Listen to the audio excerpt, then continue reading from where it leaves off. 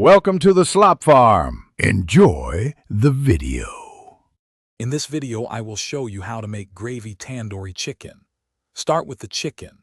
Marinate about 1 kilogram of chicken pieces in a mixture of plain yogurt, 2 tablespoons of ginger garlic paste, 1 tablespoon of red chili powder, and 1 teaspoon of garam masala.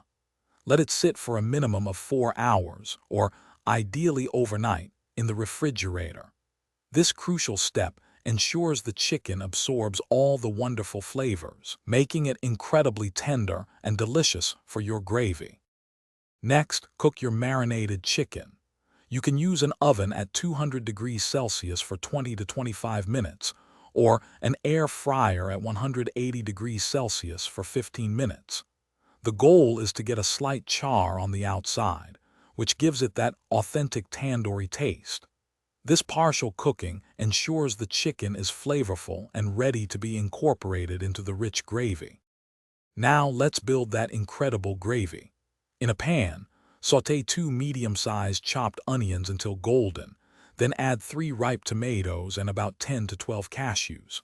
Cook until softened, then cool and blend into a smooth paste. This creates a creamy, flavorful foundation. Incorporate whole spices like 2 green cardamom pods, a small cinnamon stick, and 1 bay leaf for an aromatic depth. Finally, bring it all together. Add your partially cooked tandoori chicken to the simmering gravy base. Stir well to combine, ensuring every piece of chicken is coated. Let it simmer gently for about 15 to 20 minutes on low heat, allowing the flavors to meld beautifully. Just before serving, stir in 2 tablespoons of fresh cream and a sprinkle of fresh cilantro for a perfect, restaurant-quality finish. Thanks for watching. Consider subscribing if we helped you today.